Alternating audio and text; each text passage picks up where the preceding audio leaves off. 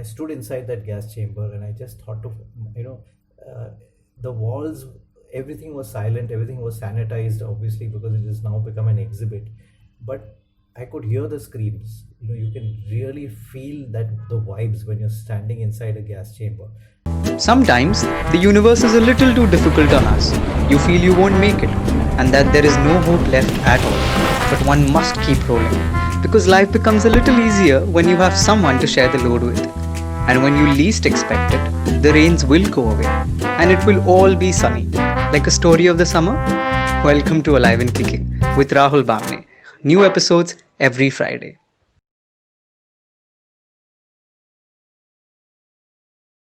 Welcome, sir, to Alive and Kicking. Thank you so much for taking out time.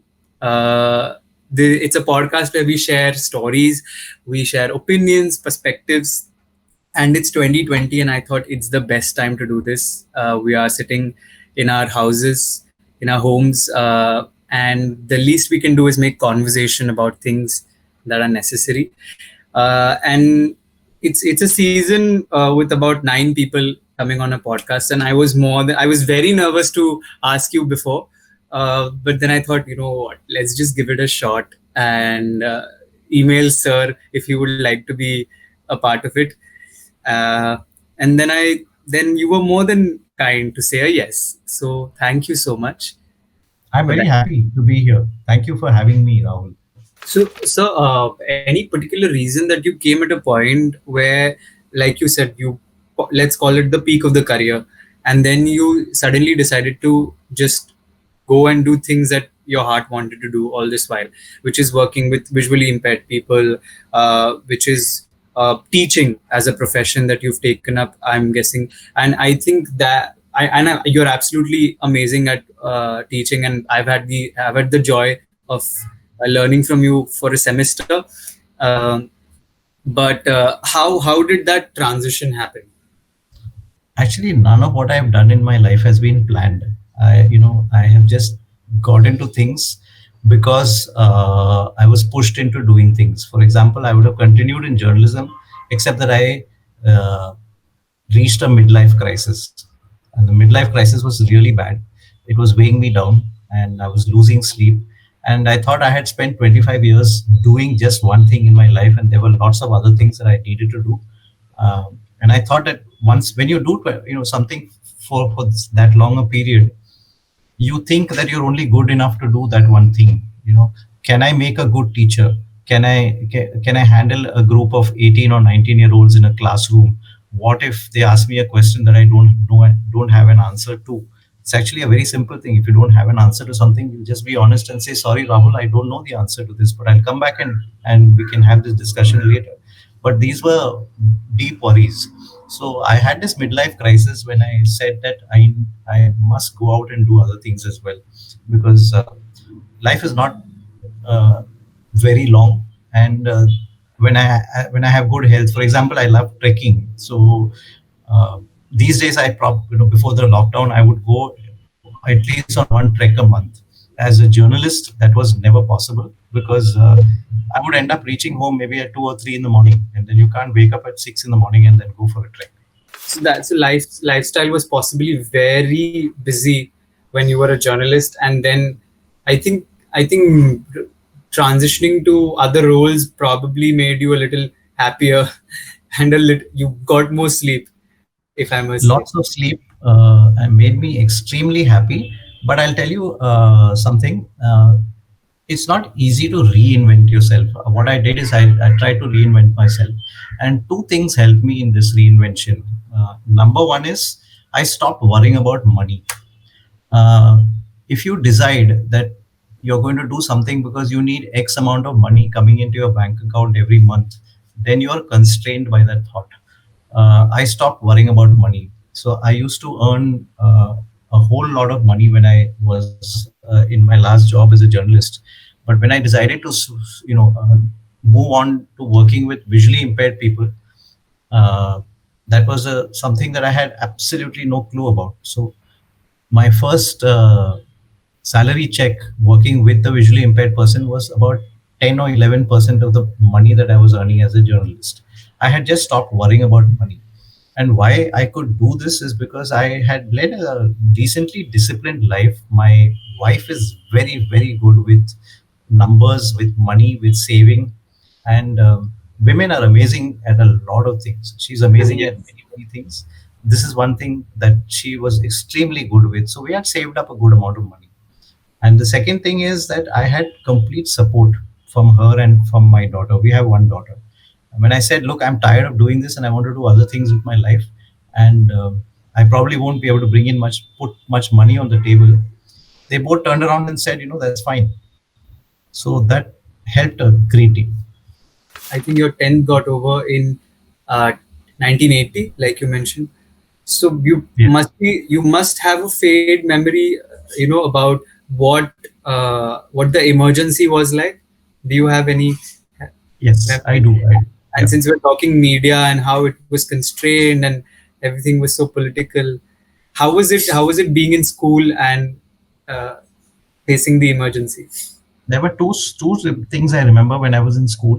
One was when Mr. Fakhruddin Ali Ahmed died. Mr. Fakhruddin Ali Ahmed was the president of India many, many years ago. And why do I remember this?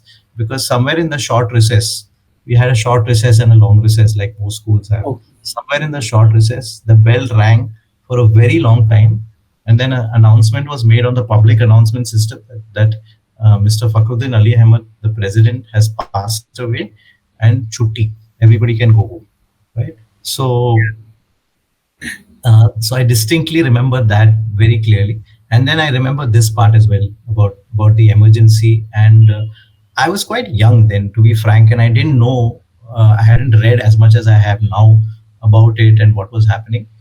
But if you want really like to connect the dots, the interesting thing is many years later when I worked for one of the newspapers. I will not mention the newspaper and I want not mention the gentleman also involved, but one of my bosses was the chief censor of Maharashtra during the emergency. So it was this gentleman who would every journalist had to go to this gentleman and he would decide whether your story was fit to print or not. So I ended up actually working with him much after the emergency. A fine gentleman, a nice man, and a very polite and extremely erudite man. But he had donned such a role during the emergency. yeah. And you happened to meet him years later. I think what a Years later, coincidence. yeah. Which brings us to the third point. What are your thoughts about?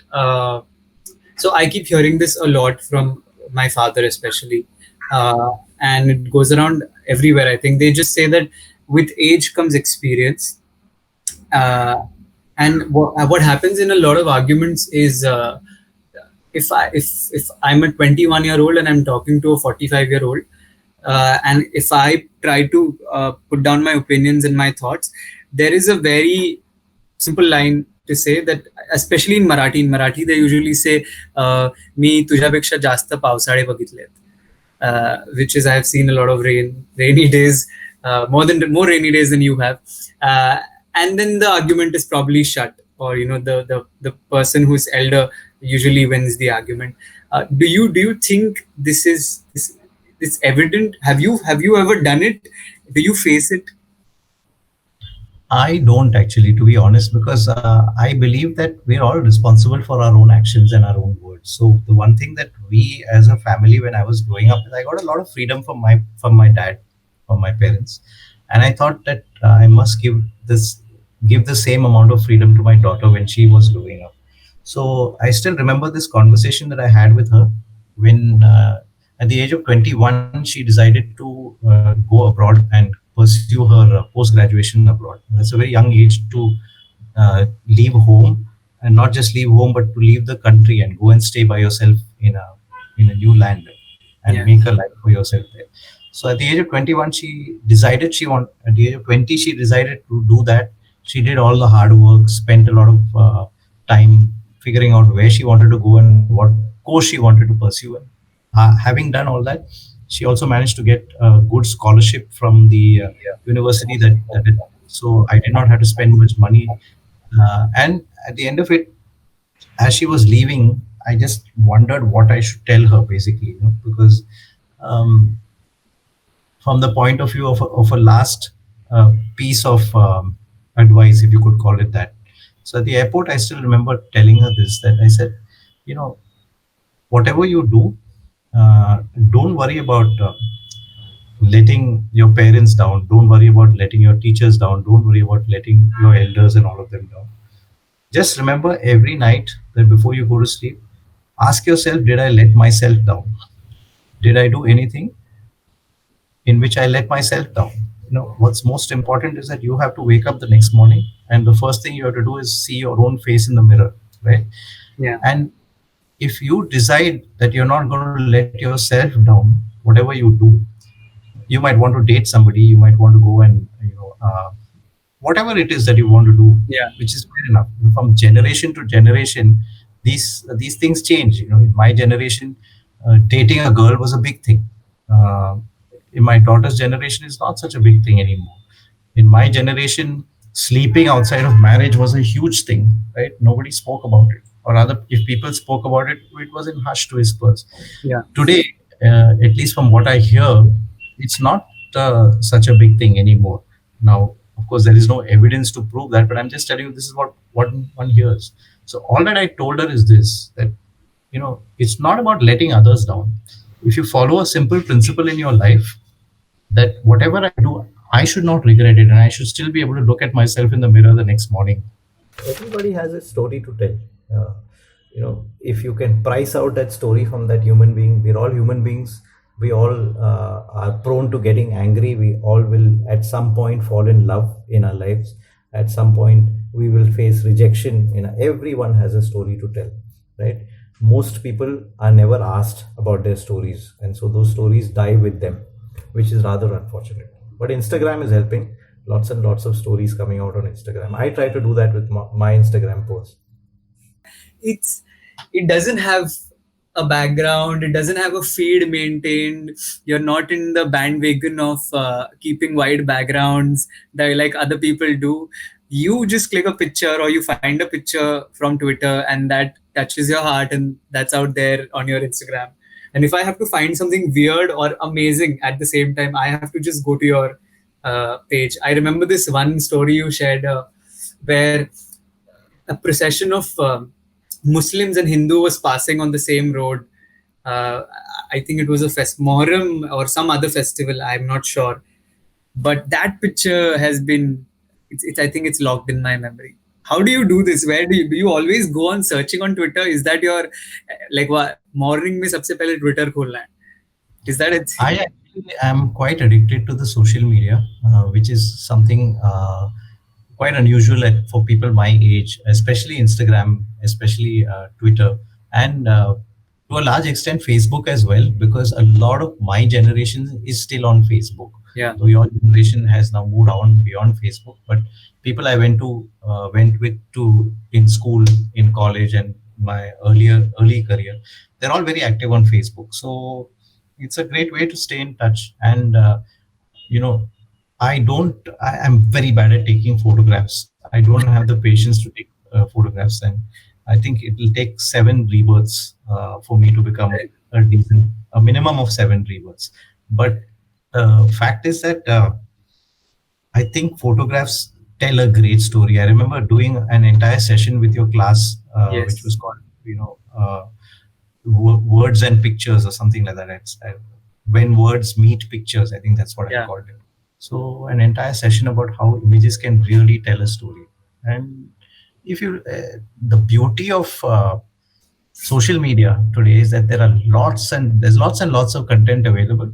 Never steal content. Always credit people. And if you're not a good photographer, so what? You can use something nice that somebody else has said, but give your perspective along with that, which is what I try to do. Yeah, I think your Instagram profile is a great source. It's if I have to know something, if I have to know a news, my source is Faye D'Souza. She's brought journalism to home. She does it from her home. And if I have to find an interesting story, something unusual, I have to go to your profile. What is value for you? If I were to ask you to define value, what is value? What are values? uh, I think a set of behavioral and I think at the same time ideological things my parents taught me. Is it only parents? Is it Is it? life? Is it teachers? Is it mentors? Is it uh, a railway booking clerk inside a sitting inside a railway reservation office? He may have taught you something as well. So Yeah. it's not just about parents, right? It could be people younger to you as well. But I also thought about this word values, and I was confused about what it is and how to describe it. And then I attended a lecture on ethics at IIT Bombay. This lecture was delivered by an Australian professor from Monash University. He said something very nice. He said the definition of values basically is something that you believe in so strongly that you would do it even if nobody was watching. You would do this even if you are not being policed or watched. Very, very simple example I'll give you. Uh, you're studying, you studied hard for an exam, and you're in the examination hall, and there comes a question which you don't know the answer for. Your, the guy who's sitting next to you is not sitting so far away that you cannot see the answer, and he's attempting that same question. Now, I don't want you to answer this question to me, but answer it to your own self, right? Will you be tempted to peer into his answer sheet, copy the answer, and write an answer down? Now, let's not be judgmental here. There are some people who will do it. There are some people who won't do it. Right? All that I'm saying is you're not being policed. At that point, the invigilator has turned her back and she's counting supplements, or she's writing something, or the principal has come outside and she's busy. So you have an opportunity to do it. Will you take that opportunity? If you decide not to do it in spite of the fact that that opportunity has made itself available, then that for you is a very strong value system. You believe in that so strongly that you don't need to be policed. There are a lot of people who do things because they know that others are watching. You you will not break a red signal because you know that there's a cop hiding behind the tree. Will you not break that red signal or at 5 a.m., at 5 in the morning, when you know that there is nobody else on the road and you're just standing there waiting for the signal to turn green, basically? And there's no cop hiding behind any tree because no cops are out there at 5 a.m. No traffic cops are out there at 5 a.m. unless a politician is driving through to the airport, right? So value systems basically are about what you believe in so strongly that you would do it, even you would follow that even when you are not being watched, even when you are not being policed. So about morals, I think more than morals, it's about value, and value systems change over time. What you believed in today, you might want to change that value system. For example, sex before marriage is something that some people used to use as a value system at some point in some generations did that. Now those value systems have undergone a transformation. So in some cases it doesn't hold true as a value system any longer for a lot of people. So what are your value systems, and how do you assess yourself against? It's the same thing that I was telling what I told my daughter. When you go to sleep in the morning, ask yourself, in the night, ask yourself, did I let myself down today? Did I do something that I will live to regret? Right?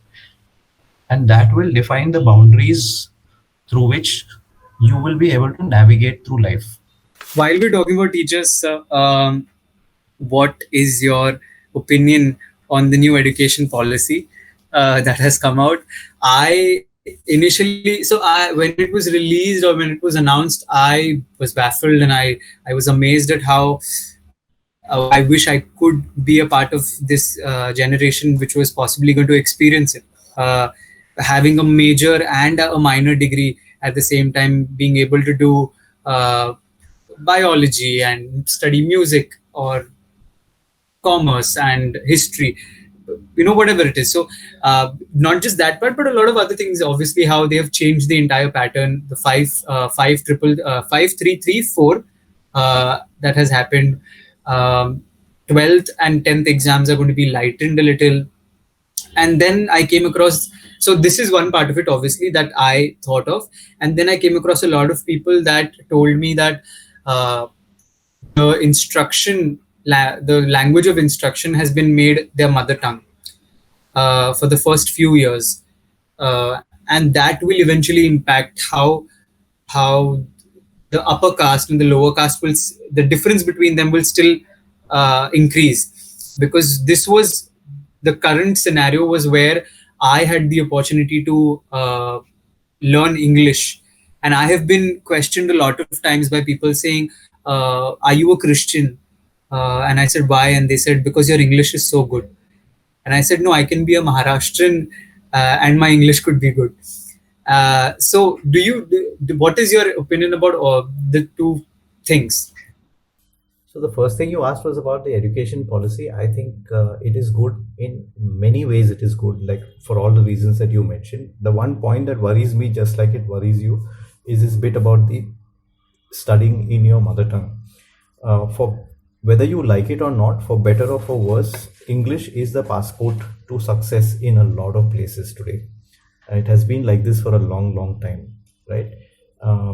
It opens doors for you, and it makes some people feel superior to others. We're not even talking about caste here. We're more than that. We're talking about class differences. Class differences arise because of either the English population versus the non-English speaking population, right? The non-English speaking population finds itself at a great disadvantage. So if 20 years from now or 25 years from now, when this entire NEP has been put to the test, if it throws up some good results, it will be excellent. Another worry I will tell you is I look at a lot of things that this particular political dispensation does with concern.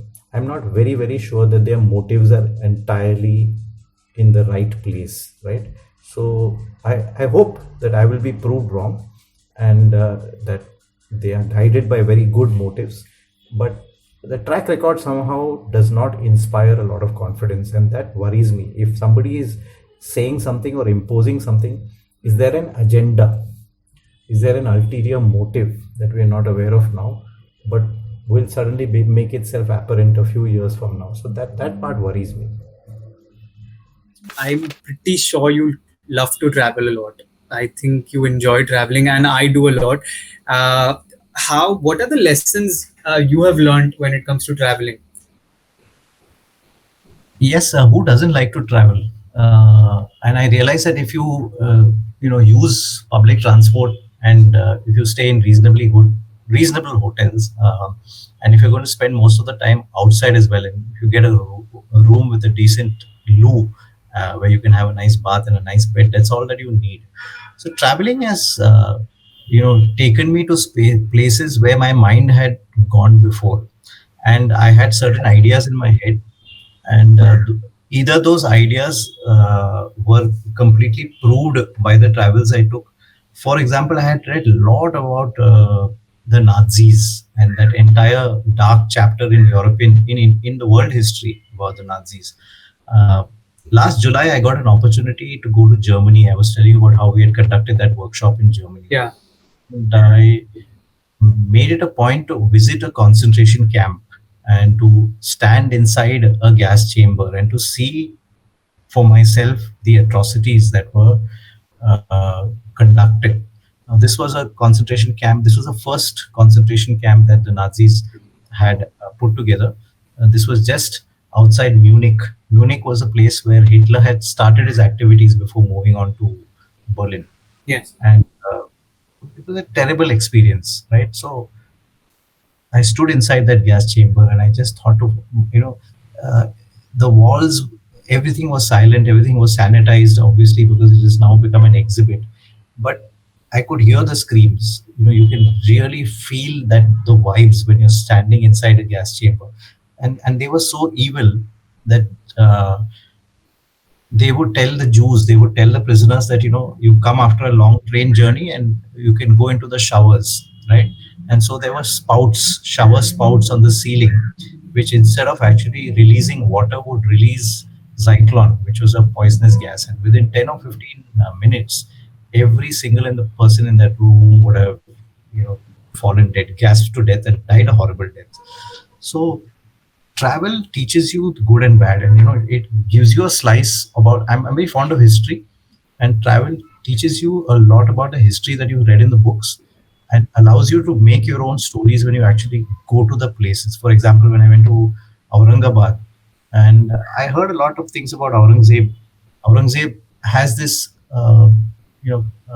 reputation of being quite a fundamentalist, one of the fundamentalist emperors. But there were some good things about Aurangzeb as well, which maybe I'll leave that story for another day. But it was only when I went to Aurangabad and I went and visited his grave that I realized that he wasn't such a bad guy as we paint him out to be.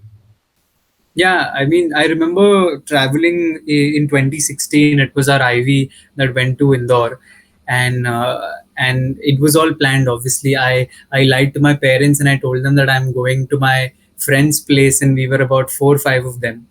And then I remember just running away from Indore to Jaipur, then to Manali, then to Bhopal alone, because I wanted to travel alone once, and I wouldn't have. I mean, they wouldn't allow me to do it otherwise with the permission. So I remember spending 24 hours alone in a bus from Jaipur to Manali, scared for life. And I remember my mother calling me when around in the night when I got down at Chandigarh for dinner, and she was just asking me, "How are you doing? Where are you?" All of that, and she sensed it. I don't know, and she just says, "Are you alone? Are you traveling alone?" And I said, "Yes, please don't tell father." And she said, "No, you can come home and you can speak to your father yourself and you figure it out." But then she asked me to take care and everything. But yeah, I mean, I could feel a whole lot of things. I felt fear. I learned a lot of independence, money management. I did all of this in 7,000. So I knew where to spend, how to spend. I had friends in every city, so they were hosting me basically. But I think it did teach a lot, and I would want to do it again this time without lying, obviously. But Yes. Somebody has put this very well. Somebody, I read this somewhere where a person has written, "Travel introduces a man to himself." yeah, You get introduced to your own self. It it teaches does. you a lot. It teaches you a lot about your own self. I have to mention, sir, that I mean, since we are almost closing this. I have to mention that college was fun because of you, and it was sad that digital media, I think, was only held once a week, and Thursdays were best because we could have 3 4 hours of you and coffee, and then I think mostly what used to happen is post digital media that the next lecture wouldn't happen, so we would just leave for home or we would chill in the college. That was the idea. But Thursdays were really good, and I miss it a lot. Think because I've stepped out of college and it's freshly just a year ago. So I think I have to thank you for that. A lot of myself is an extension of what you taught in classes, or what you taught us in those 6 months that we had. I'm glad I had the chance to be taught by you, and I'm sad that a lot of others couldn't post my batch. But so, would you be interested in hosting a webinar for my class? Of course, we will. Most certainly, we must do that. One day, I was just thinking throughout this research, I was thinking, sir, को एक बार पूछ लेता हूँ if you would like to take a 1 hour session, and then I'll tell the whole. I'll be the CR for that 1 hour, and I'll send everyone the link. Rather than have a top-down chat, I'll speak for a little while and then let's just have an open discussion about so many things that we need to talk about. Chalega, I am up for it. I mean, if you don't mind. Absolutely, no problem at all. And you spoke about, you having fun in college. I used to look forward to coming there at 7:30 in the morning to reach Wilson at 7:30 from Andheri. It meant that I had to leave home at 6, which meant that I had to wake up at 5, quickly boil an egg or make myself an omelette and gulp it down. But I really looked forward to that because of the interaction, the level of interaction, right? Your class had a lot of energy. Wilson had a lot of energy. And most of the classes that I do, I see that people say that, this generation is lost. they're selfish. They don't really, look beyond a certain point. I don't think a lot of that is true. I think if you can connect with people, they will certainly connect back with you. Thank you so much, sir, for taking out this hour. I'm glad that you did this. I don't know. Years later, I'll possibly do another season and we'll again catch up. Sure. We'll do that. Look forward to that. Thank you for inviting me and allowing me to connect with a lot of people from your batch who I'm sure will be able to will listen to this. It should be fun, and I'm looking forward to meeting all. We will be very happy to see your video, sir. And I haven't told anyone about this, so they'll possibly be stunned. But thank you, and I'm going to ask the users to subscribe, like, and comment and let us know what they think. We're doing Alive and Kicking. It's keeping up feed Krishna Warrior. Thank you so much. Hey, you can listen to the whole podcast on Spotify. Just click on the link in the bio.